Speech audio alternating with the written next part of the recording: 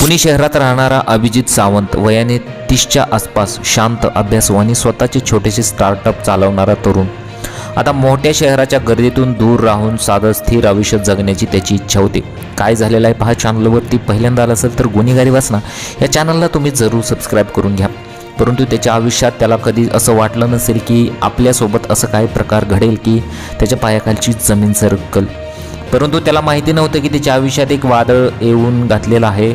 छाया पाटील नावाच्या एका महिलेच्या रूपात. छाया पाटील, वय अंदाजे 32, आकर्षक व्यक्तिमत्व, बोलण्यात आत्मविश्वास आणि कोणालाही आपलेसे वाटाव्याशी सहजता. तिच्या या स्वभावामुळे अनेक जण तिच्या बोलण्यावर विसंबून जात, पण तिच्या मागे लपलेली काळी बाजू फार थोड्या लोकांना माहीत होती.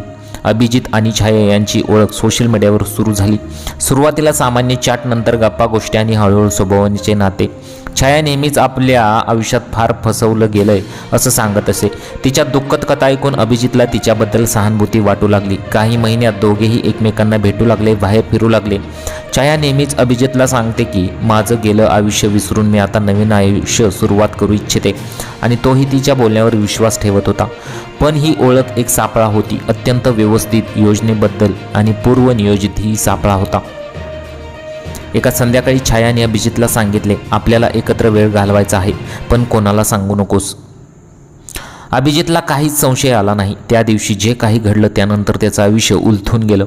काही तासांनी अभिजितला शुद्धीवर आला तेव्हा त्याच्या फोनमध्ये आणि लॅपटॉपमध्ये काही अत्यंत खाजगी क्षणांचे व्हिडिओ असल्याचे त्याला दिसले. म्हणजे तो साधा सरळ माणूस होता, परंतु त्याचा फायदा अशा प्रकारे ती महिला घेऊ शकते त्याला कधीच वाटलं नव्हतं.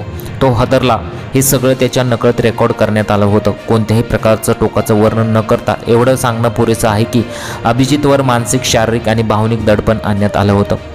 अभिजितने घाबरून छायाशी संपर्क साधला. ती शांतपणे म्हणाली, मलाच का फोन करतो आहेस? सगळं तुझ्याच हातात आहे. व्हिडिओ कुठे पाठवायचा ते सांग. आणि हो, मी वकील आहे, मी तुला सेकंदात केसमध्ये अडकवू शकते असं ती म्हणाली. ती वकील असल्याचा धाक दाखवत होती, पण प्रत्यक्षात तो खोटा दावा होता. यानंतर सुरू झाली धमक्या, ब्लॅकमेल आणि पैशांची मागणी. छाया वारंवार म्हणत असे की तुझं करिअर, तुझं घर, तुझे आईवडील, सगळ्यांचं आयुष्य उद्ध्वस्त मी एका क्षणात करून टाकेन. अभिजित भीतीने थरथर कापत पैसे देत राहिला. काही दिवसांनी त्याला कळलं की ही महिला फक्त त्याचीच नाही तर अनेकांना अशाच प्रकारे जाळ्यात अडकवत होती. छाया पाटीलने मागील काही वर्ष अनेक पुरुषांना प्रेम, लग्न आणि सहानुभूतीचं आमिष दाखवून आपल्या जाळ्यात ओढलं होतं. तिच्यावर 5-6 ठिकाणी खोट्या लग्नांचे, फसवणुकीचे, धमक्यांचे आणि पैशांचे, उकळणीचे आणि मानसिक छळाचे आरोप झाले होते. सर्व आरोपात एक सामान्य गोष्ट दिसत होती. ती लोकांच्या कमकुवत जागा लक्षात ठेवत असे, त्यांचा विश्वास जिंकत असे आणि मग त्यांचा फायदा उठवत असे. अनेक पीडित लोकांनी सांगितले की ती नेहमी पोलिसांवर नियंत्रण नसल्यासारखं बोलत असे. माझे वरपर्यंत कॉन्टॅक्ट्स आहेत, तुला पाळायला जागा उरणार नाही. कोणीतरी तक्रार केली तर ती उलट त्यांनाच गुन्ह्यात अडकवण्याची धमकी देत होती. काही महिन्यानंतर अभिजित मानसिकदृष्ट्या खचून गेला. त्याला वाटलं की या सगळ्यातून बाहेर पडणं अशक्य आहे, पण त्याने शेवटी ठरवलं, मी शांत बसणार नाही. त्याने कायदेशीर सल्ला घेतला. त्याला समजलं की छाया ज्या गोष्टींचा धाक दाखवत होती त्यातील बऱ्याच गोष्टी कायद्याने चुकीच्या आणि गुन्हेगारी स्वरूपाच्या होत्या. धैर्य गोळा करून त्याने अखेर पोलिसांकडे तक्रार करण्याचा निर्णय घेतला. मग पोलिसांनी तपास सुरू करण्यात एक धागा त्यांनी समोर शोधून काढला. मग आर्थिक व्यवहारांचे डिजिटल पुरावे, छायाने इतरांना पाठवलेल्या धमकीचे संदेश, तिचे खोटे ओळखपत्रांचे पुरावे, मग अशा बऱ्याचशा गोष्टी आता छायाच्या ज्या होत्या त्या हळूहळू पोलिसांना कळू लागल्या, आणि त्या ज्या गोष्टी होत्या त्या हळूहळू आता समोर येऊ लागल्या. आणि त्यानंतर मग पुढे या प्रकरणात तपास हळूहळू तिच्या संपूर्ण गुन्हेगारी साखळीचा उलगडा करत होता. छाया पाटील मग स्वतःला वाचवण्यासाठी पुढे काय करत होती? छाया पाटील मग स्वतःला वाचवण्यासाठी अनेक प्रयत्न करत होती. भय दाखवणे, उलट तक्रारी देणे, सोशल मीडियावर अफवा पसरवणे, प्रत्येक युक्ती वापरली, पण पुरावे तिच्या विरोधात जमत गेले.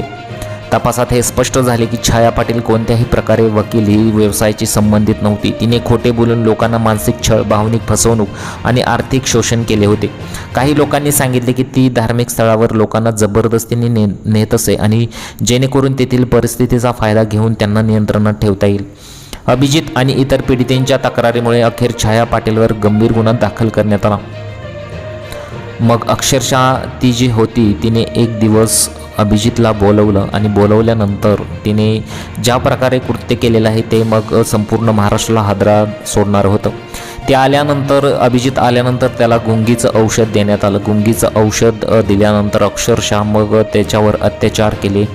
मग त्याचे अत्यंत फोनमध्ये आणि लॅपटॉपमध्ये अत्यंत खाजगी क्षणाचे व्हिडिओ असल्याचे अभिजितला आढळले आणि त्यानंतर त्याला एक मोठा धक्काच बसला. हे सगळं त्याच्या नकळत रेकॉर्ड करण्यात आलं होतं, कोणत्याही प्रकारचं टोकाचं वर्णन न करता. एवढंच सांगणं पुरेसं आहे की अभिजितवर मानसिक आणि शारीरिक आणि भावनिक दडपण आणण्यात आलं होतं. अभिजितने मग घाबरून छायाशी संपर्क साधला. मग ती त्याला नीट बोलत नव्हती. मलाच का फोन करत आहेस? सगळं तुझ्या हातात आहे. व्हिडिओ कोणाला पाठवायचा आहे ते सांग. आणि हो, मी वकील आहे, तुला सेकंदात केसमध्ये अडकू शकते. मग अशा प्रकारचं ती बोलत होती. आणि त्यानंतर मग खरा खेळ तर इथून सुरू झाला. त्याला धमक्या आणि त्यानंतर त्याच्याकडे जेवढे पैसे आहेत ते मला पाठव असं मग ती सतत म्हणायची. पोलिसांनी तपास सुरू केल्यावर एक एक धागा समोर येऊ लागला. आर्थिक मग व्यवहारांचे डिजिटल पुरावे, छायाने इतरांना पाठवलेले धमकीचे संदेश, तिचे खोटे ओळखपत्रांचे पुरावे, खोट्या लग्नांची नोंद, विविध पुरुषांच्या तक्रारी आणि साक्षी.